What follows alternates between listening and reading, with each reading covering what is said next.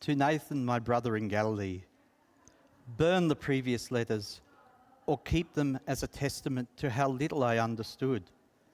The sun has risen over Jerusalem, and I am writing this not from the shadows, but in a light so blinding I can barely see the parchment. Nathan, the stone is gone. The grave is empty. He is risen. It began with the women. They went to the tomb at dawn to finish the anointing we were too broken to complete on Friday. They came back screaming, not with terror, but with a joy that sounded like madness. They spoke of lightning-faced messengers and a hollow cave. I did not believe them. I thought grief had finally snapped the threads of their minds.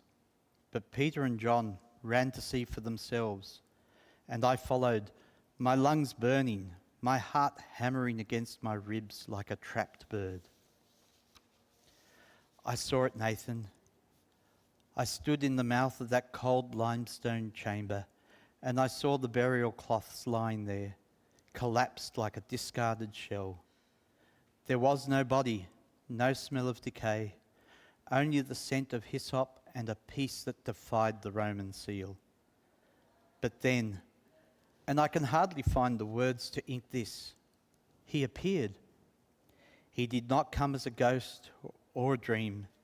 He stood among us. I saw the marks in his hands, the very hands that had broken bread, now scarred, but pulsing with a life that makes the sun look dim. He breathed on us, Nathan. I felt the warmth of his breath on my face. The Master who was dead is more alive than you or I have ever been. Everything is changed. The tax booth, the debt, the fear of Sanhedrin, it is all vapour. The shadows I wrote to you about have been chased away by a morning that will never end. He is not just a teacher, he is the life itself. I am coming home soon, but not to return to my old life. I'm coming to tell you that the world has been reborn. Tell our mother to dry her tears. Tell our neighbours in Galilee that the King has conquered the last enemy. I no longer write from a hiding place. I write from the threshold of a new world. Prepare your heart, brother, for I am bringing news that will set the stars on fire. Death is a lie. He is Lord of all. Your brother, forever changed, Levi.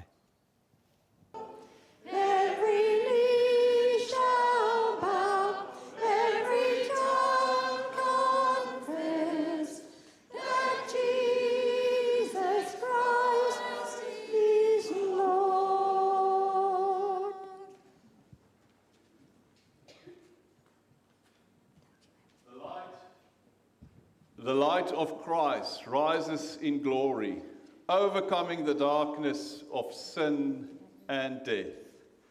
Thanks be to God.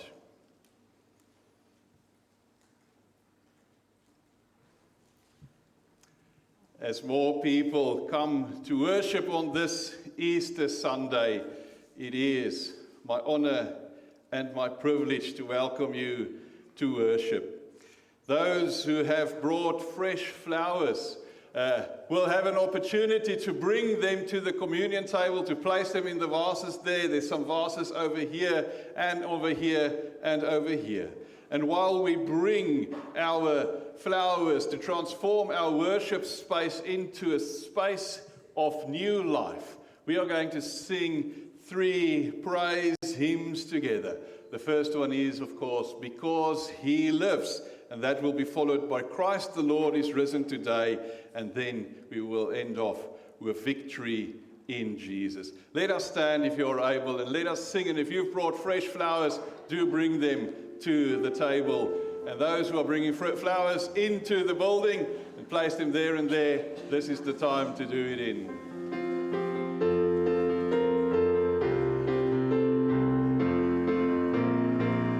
God sent His Son, thank God.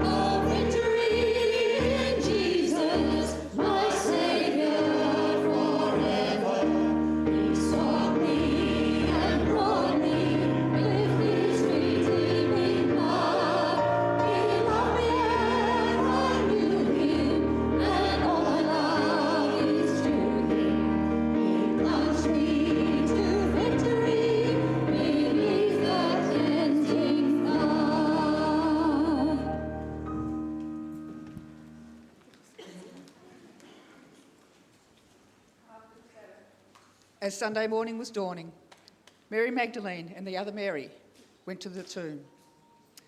Suddenly there was a violent earthquake. An angel of the Lord came down from heaven, rolled the stone away, and sat on it. His appearance was like lightning, and his clothes were white as snow. The guards were so afraid that they trembled and became like dead men. The angel spoke to the women. "You must not be afraid," he said. "I know you are looking for Jesus, who was crucified. He is not here. He has been raised, just as he said. Come here and see the place where he was lying. Go quickly now and tell his disciples, he has been raised from death, and now he is going to Galilee ahead of you. There you will see him. Remember what I have told you."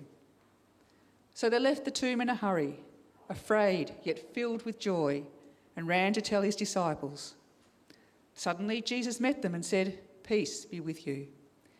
They came up to him, took hold of his feet, and worshipped him. "Do not be afraid," Jesus said to them. "Go and tell my brothers to go to Galilee, and there they will see me."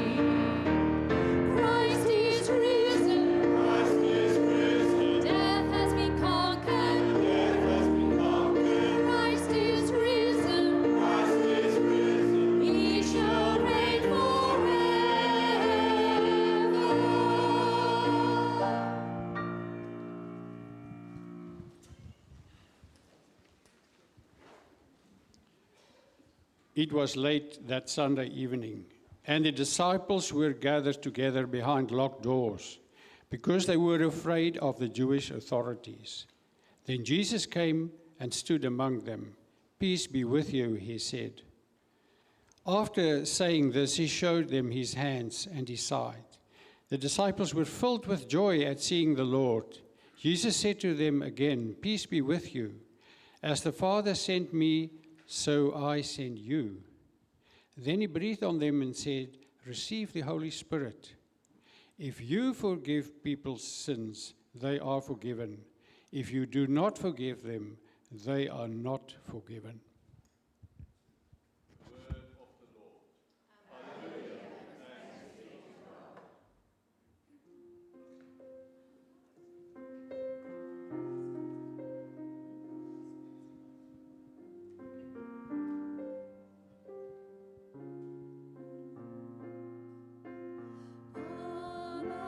Most High, King of the ages,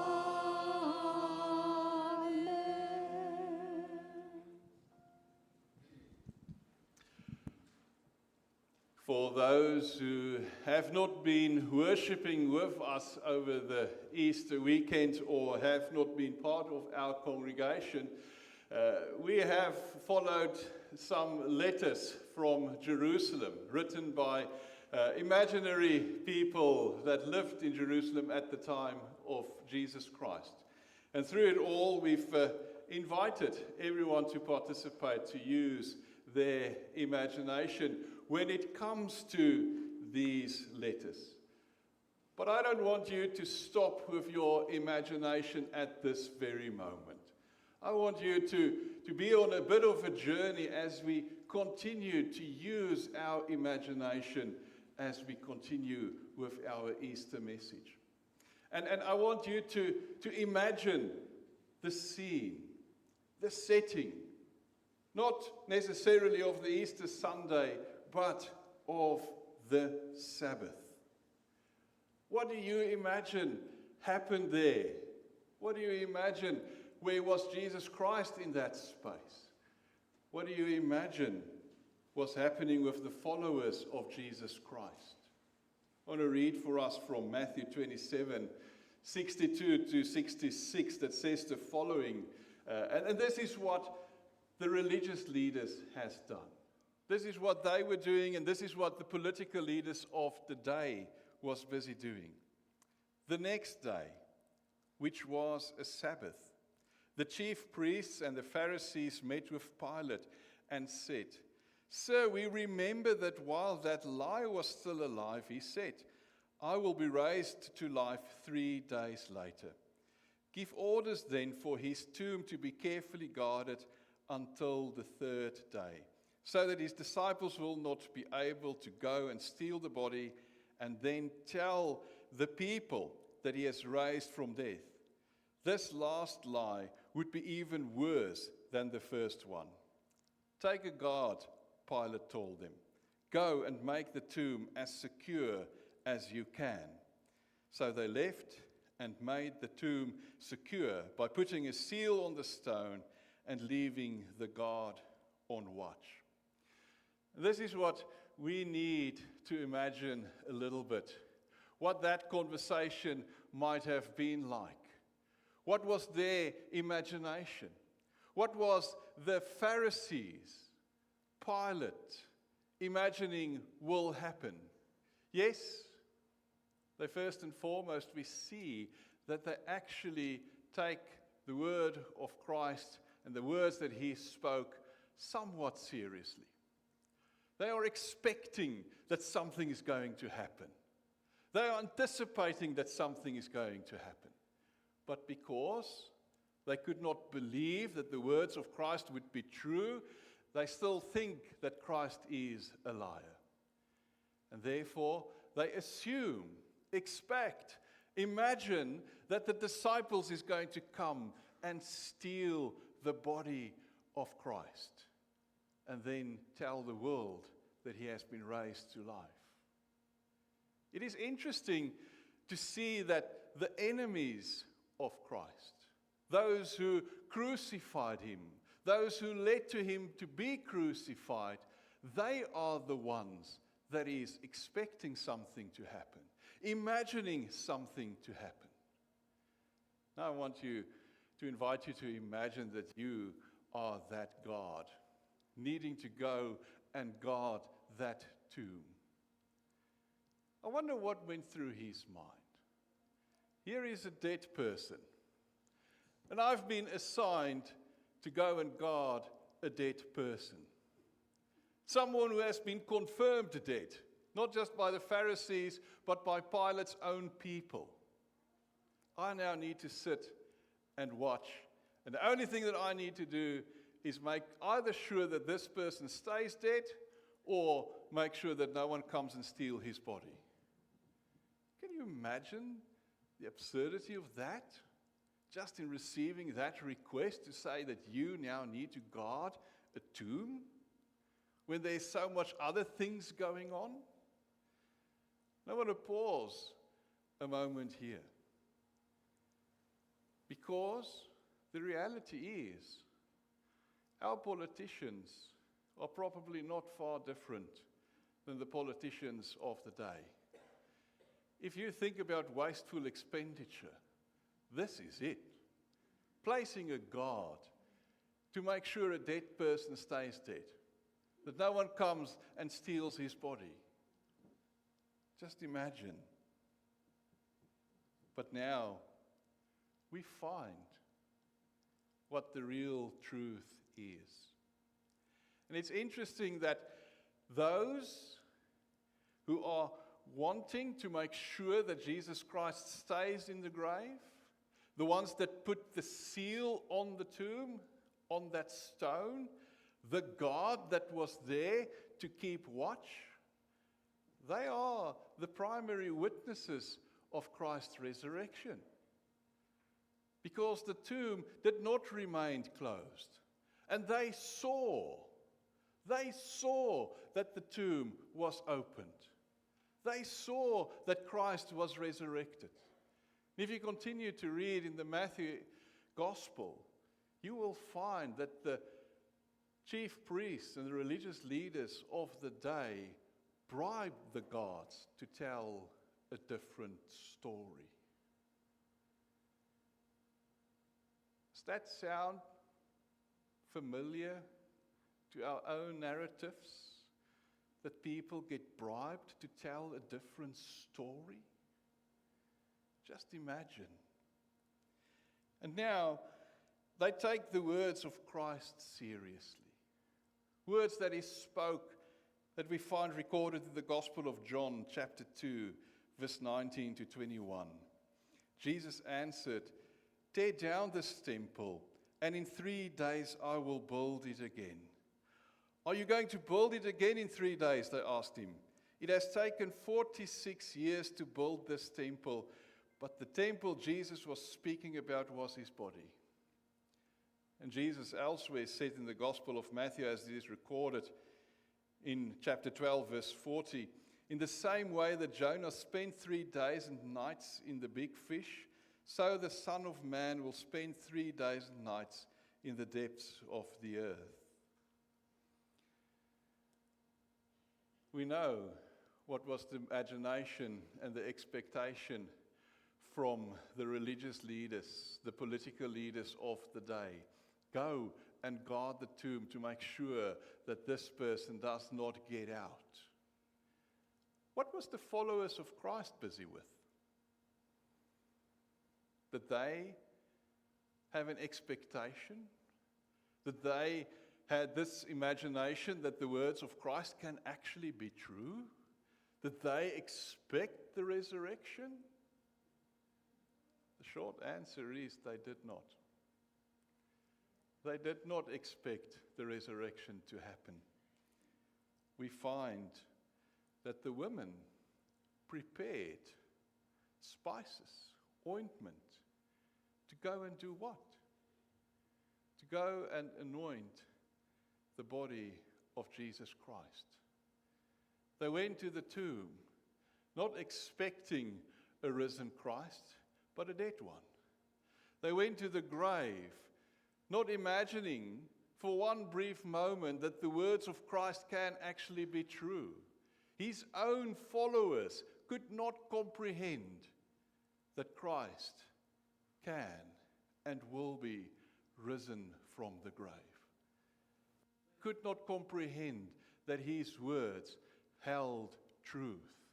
Words that he's spoken on more than one occasion.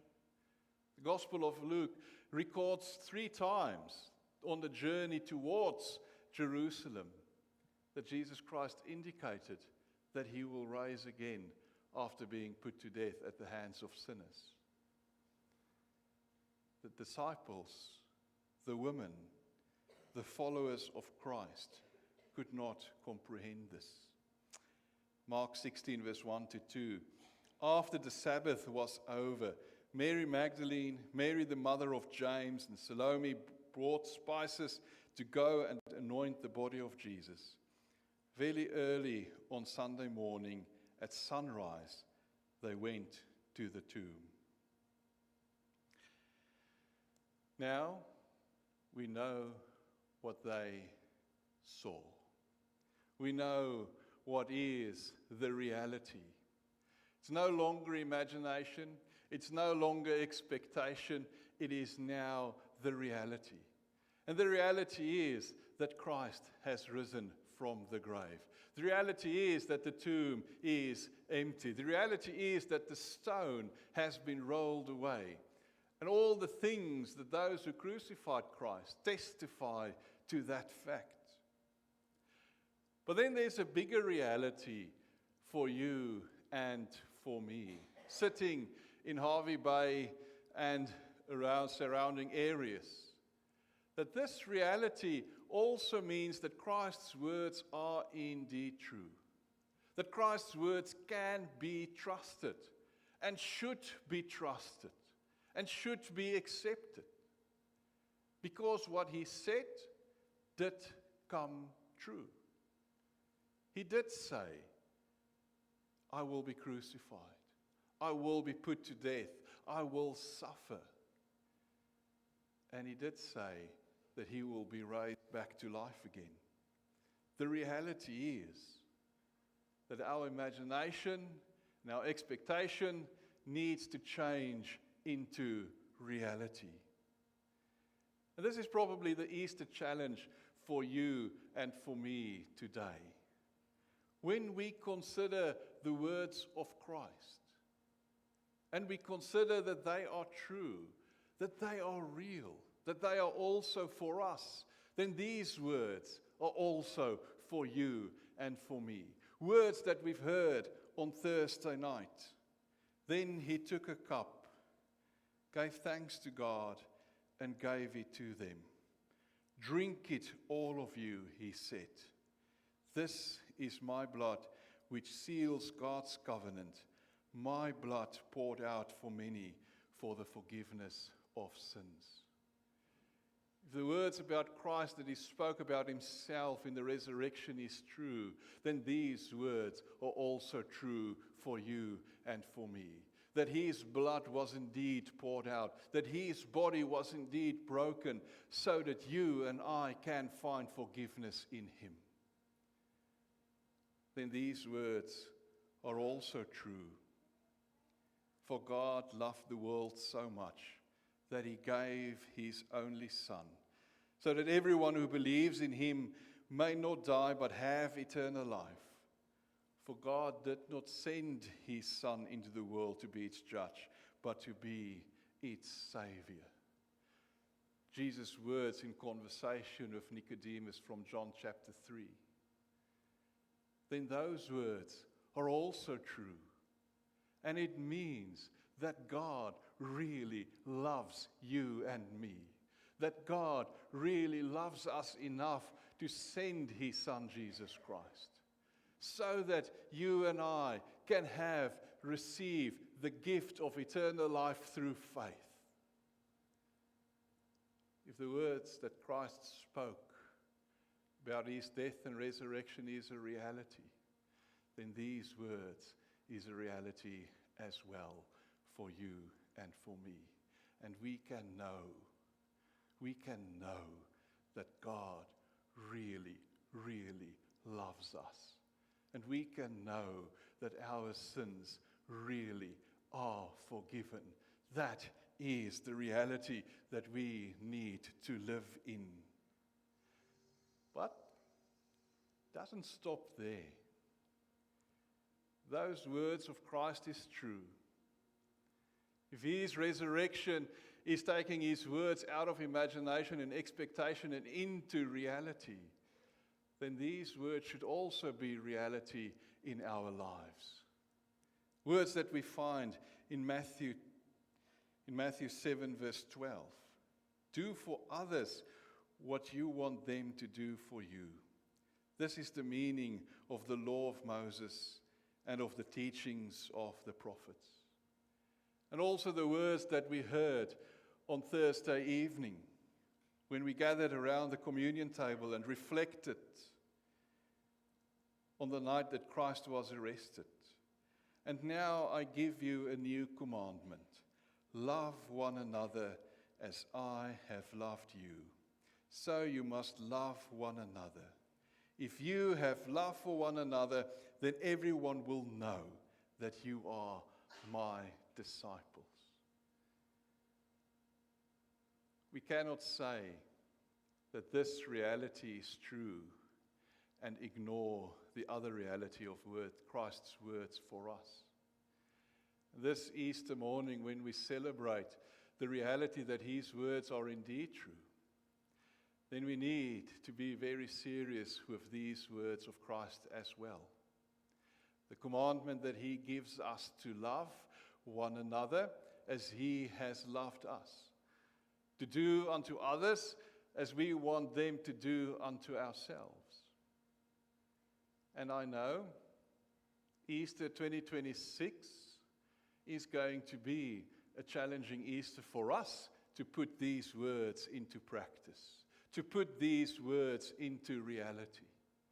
And the reason why I say that it is going to be challenging for us is because of what political leaders are doing, causing crisis upon crisis. And we are called by Christ to live differently, to make another reality come true in our communities. Where political leaders want to divide us on many things, Christ calls us to love one another. And through that love, we will know, and the world will know, that we are truly his disciples. I hope and I pray that as we are grateful and thankful for the reality that God loves us, for the reality that he forgives our sins, for the reality that he is risen from the dead, that we will also be able to put this reality into practice, where we love like he loved us, where we care for one another as we want to be cared for. When people in this time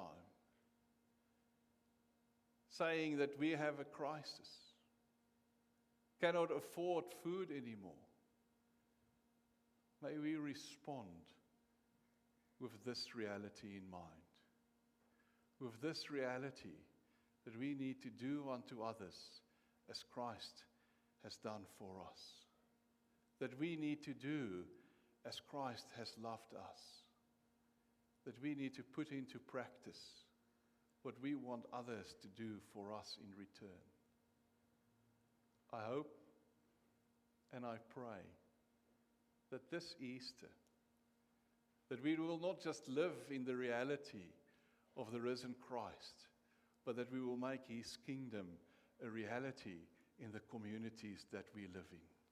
That we will know that Christ's words are real, that they are true, and that we will put them into practice where we live, where we work, where we play, wherever we may be.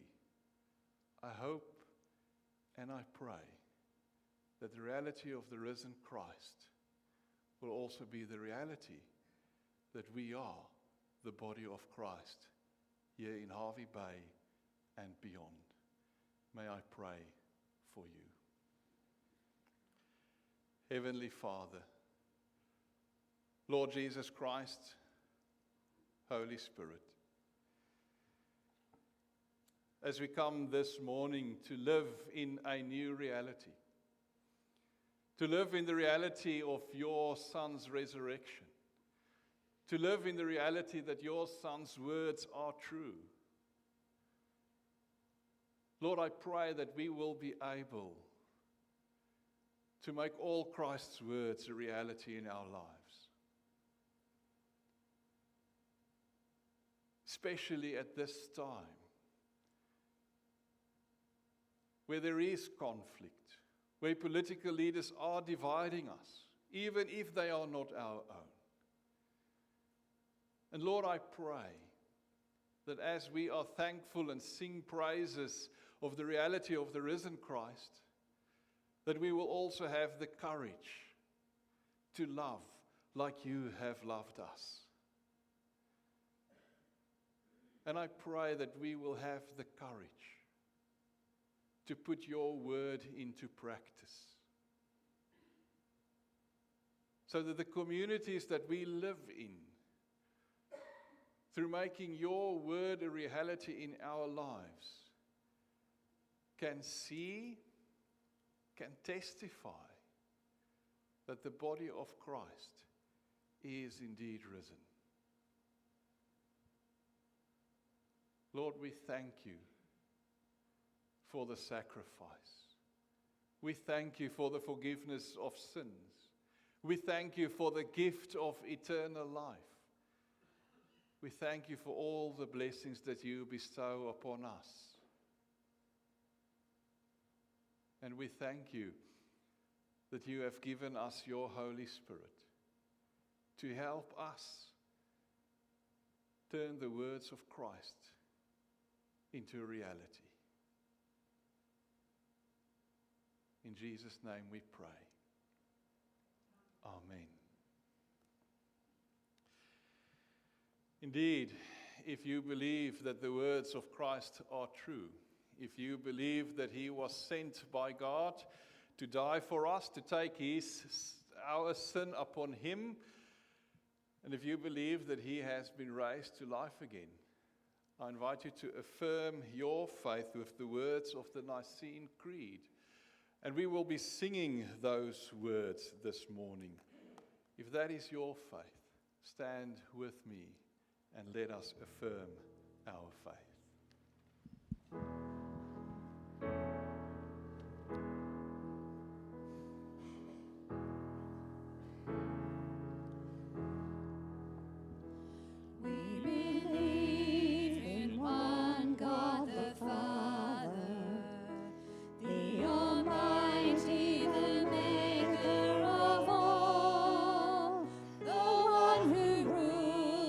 Seen and unseen, we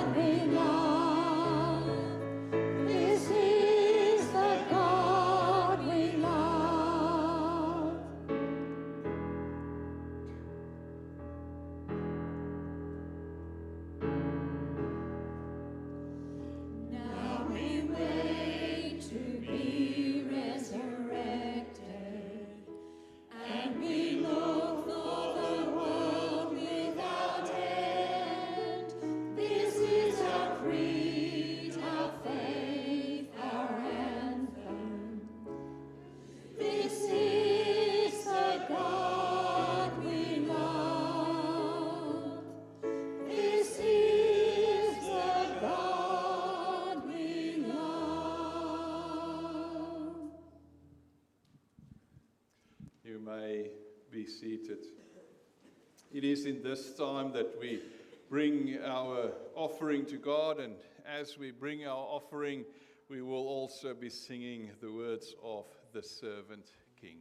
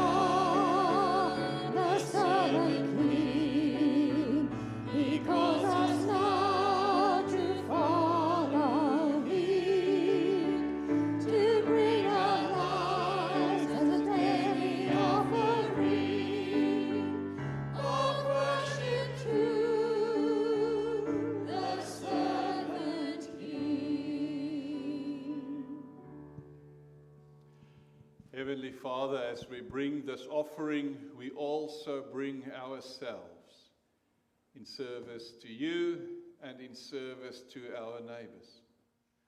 Lord, help us to use this offering and all that we are and all that we have to turn your word, your kingdom, into a reality here on earth.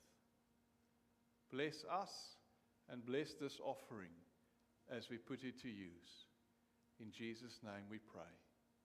Amen. Part of our offering is to listen to our notices and concerns, and also to bring our prayers. And Coral will be leading us in that. Thank you, Coral.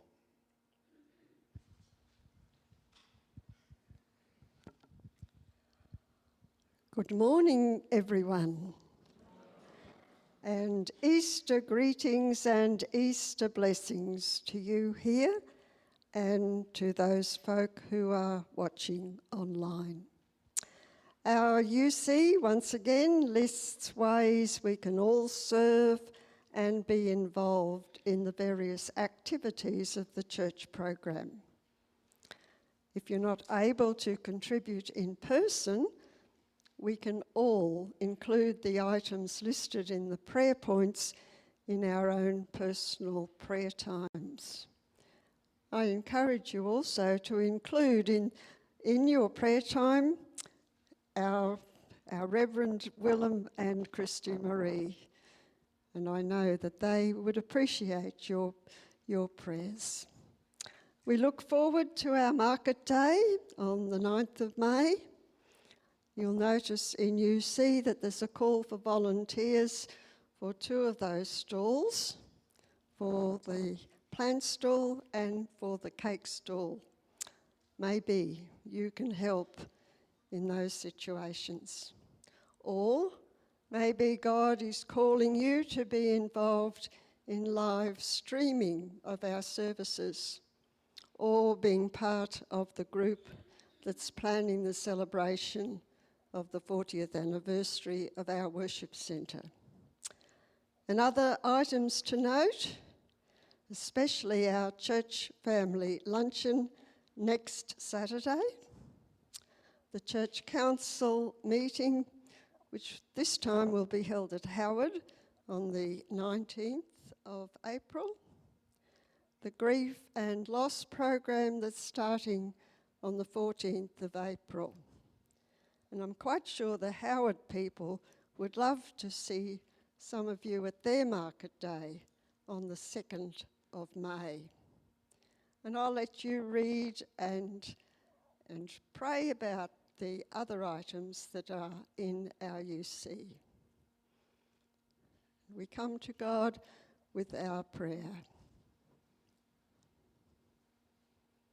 Living Lord Jesus, like Mary and all the other first witnesses of the resurrection, we too come to the empty tomb with disbelief, with our questions, with our doubts, and with a variety of responses.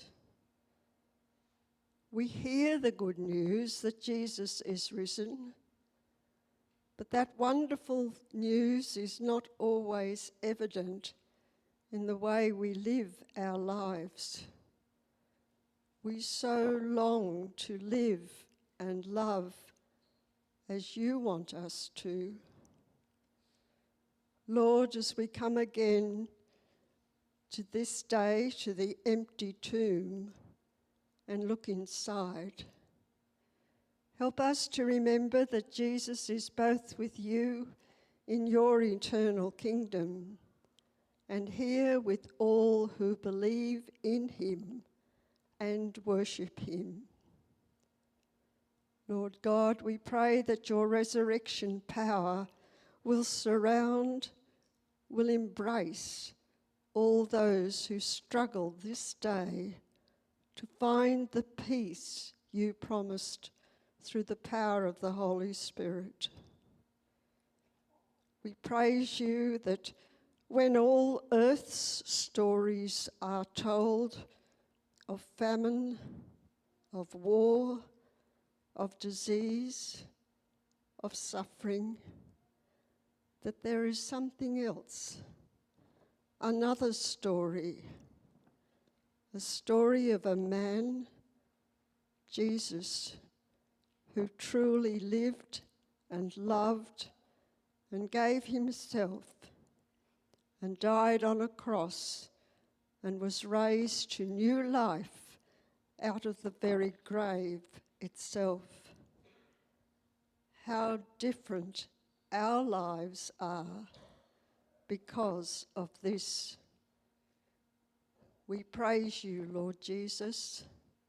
Alleluia. May your resurrection give new hope to those in war-torn countries, especially those in the Middle East and in the Ukraine. May your resurrection give comfort and peace to those who are lonely, those who are homeless, those who struggle to make ends meet, those who mourn a significant loss. Many folk come to our minds as we pray. Lord of compassion, be with them. All these things we ask through Christ our Lord and our Saviour, the one who died that we might live. And we join together in the prayer Jesus gave us. Our Father in heaven, hallowed be your name. Your kingdom come, your will be done on earth as in heaven. Give us today our daily bread. Forgive us our sins as we forgive those who sin against us. Save us from the time of trial and deliver us from evil. For the kingdom, the power, and the glory are yours, now and forever. Amen.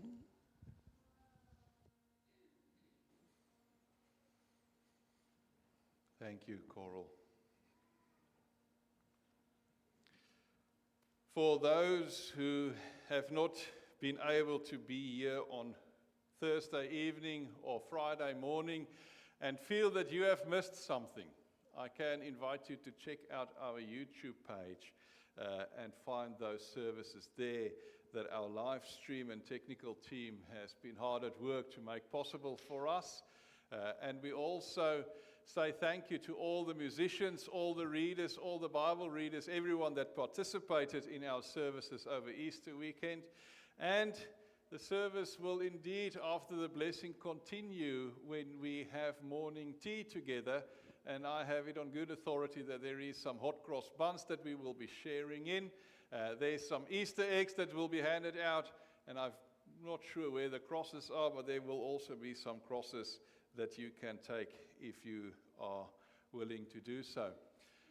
Now, we also know that Easter can be quite a difficult time for a few of us. Some of us may miss a loved one. Some of us may be going through the anniversary of the passing of a loved one. Now, I want to invite you to put Christ's words into action. And if you are aware of a neighbor or of someone that is going through a tough time and just need that reassurance that someone is thinking about them, someone is praying for them, I want to invite you to come and take a flower and go this afternoon and give it to that person. If you know of someone that has it emotionally tough, that's missing children, that's missing loved ones, take a flower and give it to them. If you are such a person, many of these flowers my wife has purchased, so I can give it away on her behalf. Come and take a flower. In the church building, they will only go to waste. The only flowers you cannot take is the ones that's not real. And that's the ones in those two bouquets over there. So if they are not real, please leave them. But if they are real, please do take them after the service and give them. Show to someone that you care, that you are serious about putting the words of Christ into a reality in our lives. I invite you now to stand and sing as we sing, I know that my Redeemer lives.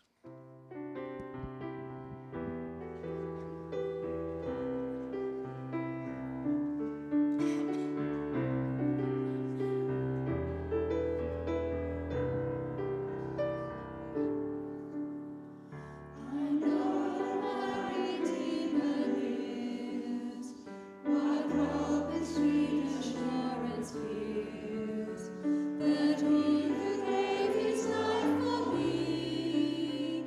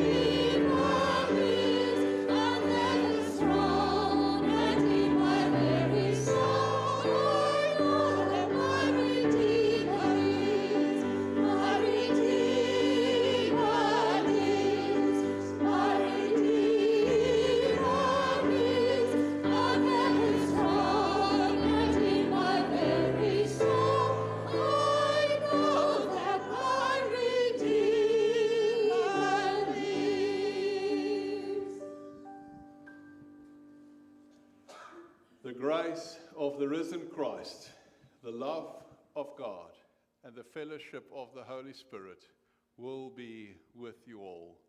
Go in peace to love and serve the Lord. In the name of Christ. Amen. Our benediction hymn is the benediction hymn that we find in the Sing Hymnal 327.